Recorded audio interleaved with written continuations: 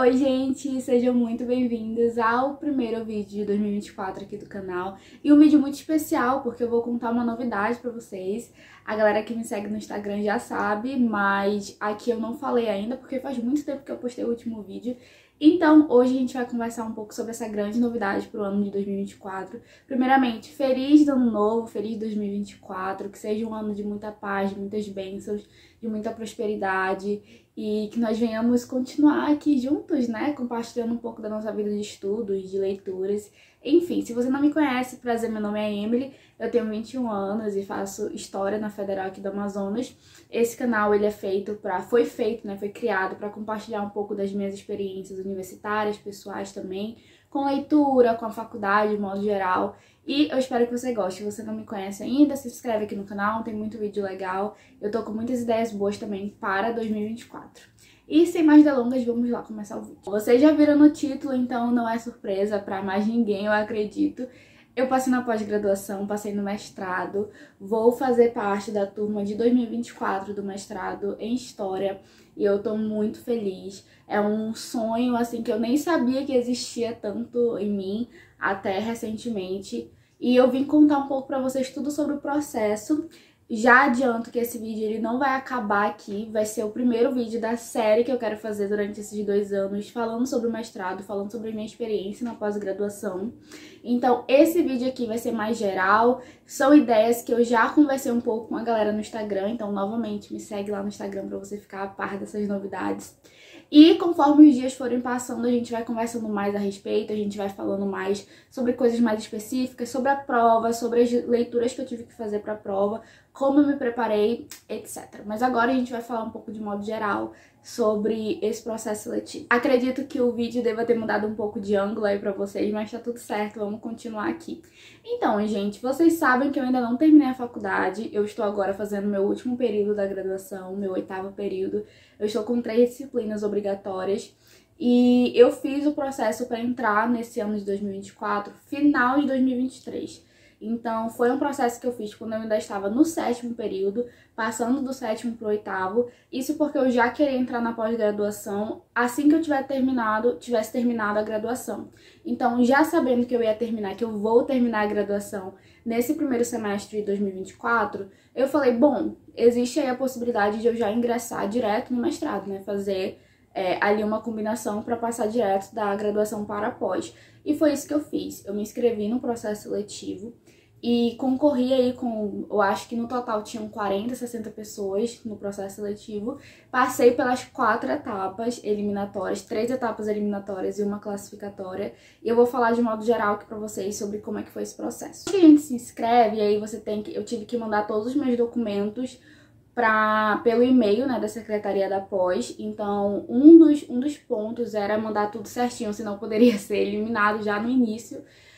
Tive que enviar CPF, RG, eu acho que eu tive que enviar também, tive que enviar um formulário de inscrição preenchido da própria Secretaria da Pós. E como eu ainda não tinha o meu diploma de graduação, eu tive que mandar uma declaração de concluinte, dizendo quanto que eu ia me formar, quando que eu ia terminar o curso e se eu ia conseguir entrar em 6 meses na pós, porque se eu não me engano a gente tem um prazo de 6 meses.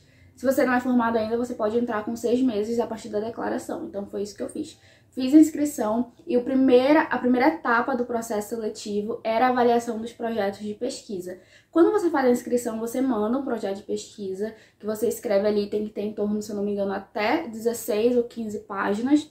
Eu enviei o meu também, você não pode se identificar, você não pode colocar seu nome, você só tem que apresentar um pouco a sua ideia, o que você pretende trabalhar no mestrado, quais são os seus principais pontos, o que você deseja trabalhar, quais vão ser as suas fontes, sua referência bibliográfica e indicar a linha de pesquisa que você quer se vincular. No programa que eu indiquei, são 3 linhas de pesquisa. Se eu pudesse categorizar assim, seria social, política e cultural, basicamente isso. Eu indiquei para a linha 1, cultura e representações, então história cultural, vou continuar trabalhando com o que eu já trabalho desde o início da graduação, vinculada um pouco ao social nesse contexto. E Foi isso a primeira etapa. Todas as etapas você tem que tirar pelo menos 7. Então, se você tira menos de 7, você é automaticamente eliminado. Tem um período ali entre 2 a 3 dias para você entrar com recurso, mas de início você está eliminado se você tira menos do que 7. Bom, partindo disso, a gente tem a segunda etapa, que pra mim, na minha opinião, e que eu acho que muita gente concorda, é a etapa mais difícil, que é a prova. A prova escrita, ela também você tem que tirar entre 7 pontos, a partir de 7 pontos, né, pra você ser classificado.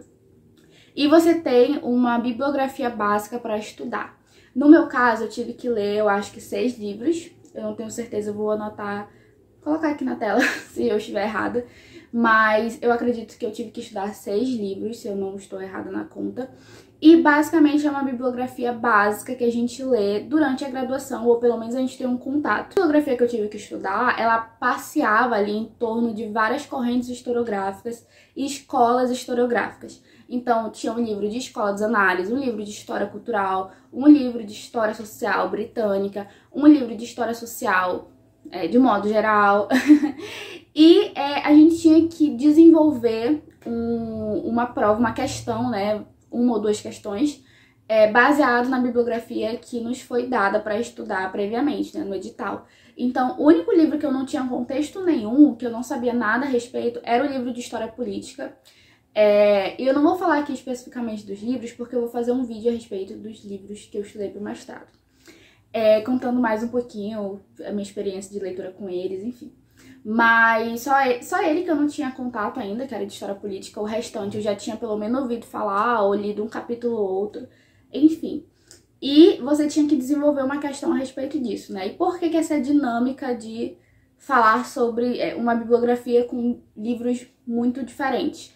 Porque apesar de você indicar para uma linha de pesquisa, o que eu estava conversando com outros colegas, né, que já passaram pela pós, a ideia é que eles passem e que ingresse na pós-graduação um aluno que seja capaz de falar minimamente sobre qualquer assunto, não só o assunto que ele estuda. Então, por exemplo, a minha facilidade é história cultural, eu gosto muito de história cultural, e eu não sou muito afeita à história política, mas a partir do momento que eu consigo escrever um texto falando as principais ideias, os principais autores, o que trata a história política, qual é o objeto de estudo da história política e como ela se apresenta para nós historiadores, é isso que eles querem, esse é o objetivo, um historiador que saiba falar sobre várias coisas, porque você não fica só preso na sua bolha. Então, isso é um ponto muito importante, eu acho que faz todo sentido a bibliografia nesse caso. Passada essa segunda etapa, que eu acho que é a mais difícil, porque você tem que estudar, é uma ansiedade muito grande, a gente nunca domina tudo, então tem alguns assuntos que realmente eles ficam mais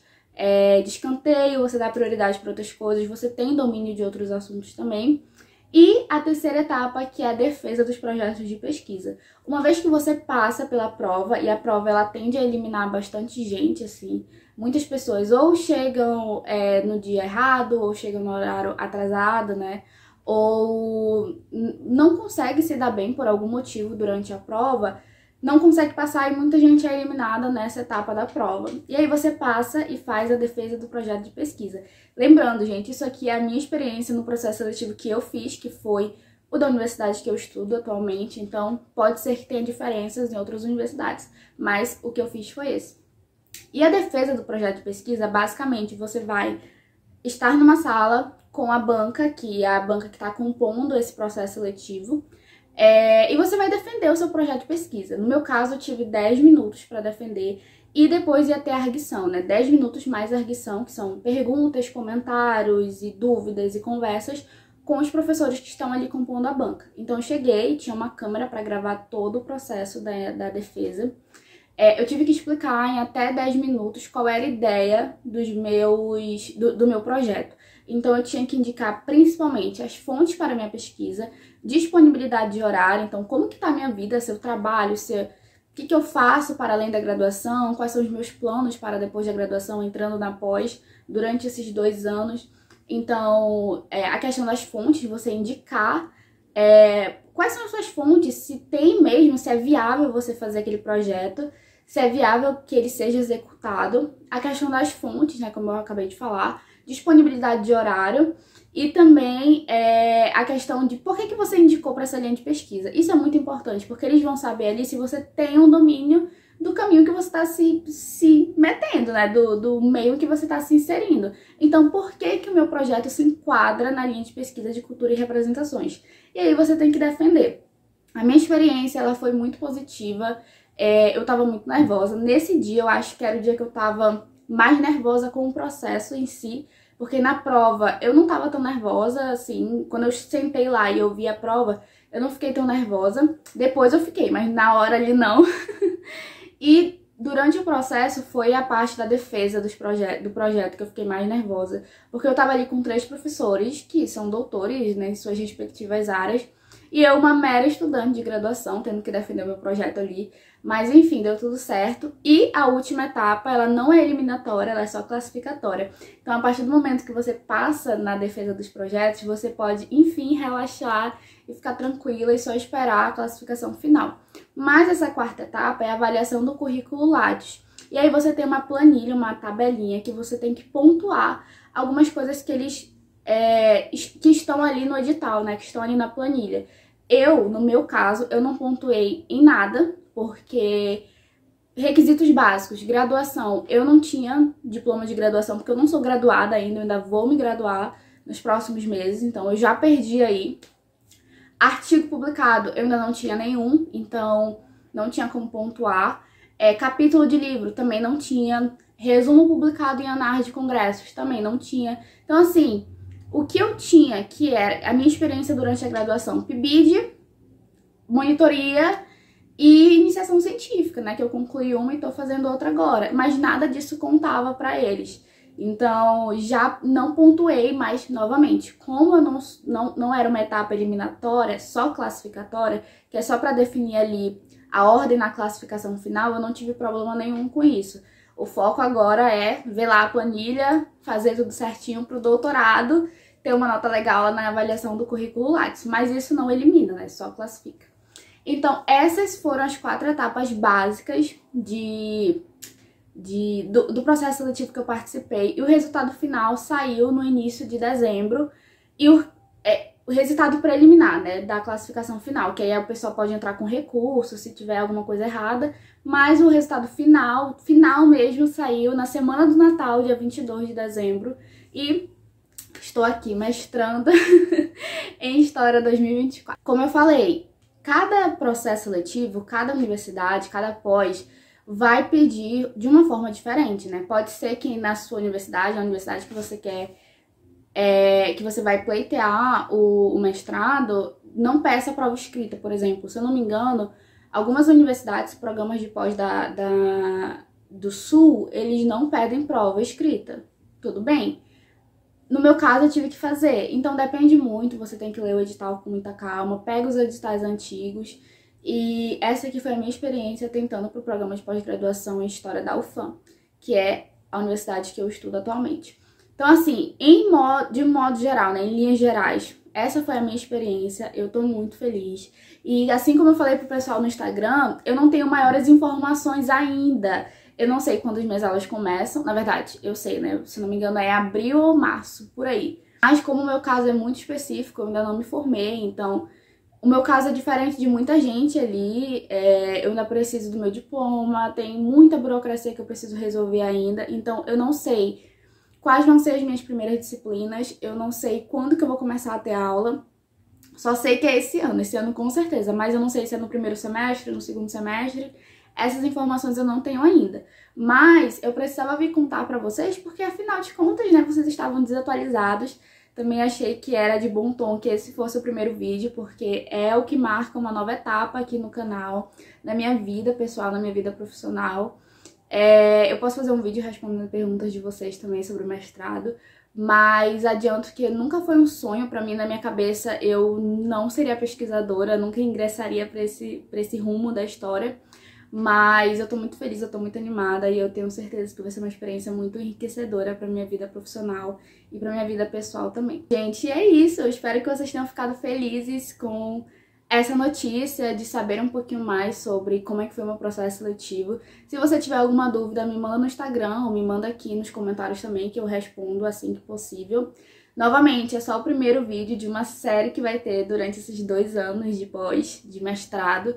E eu espero que vocês gostem, que vocês continuem aqui acompanhando o meu processo. E é isso, né? Vamos correr aí pra terminar essa graduação e ingressar no mestrado esse ano. E é isso, gente. Um beijo e até o próximo vídeo. Tchau!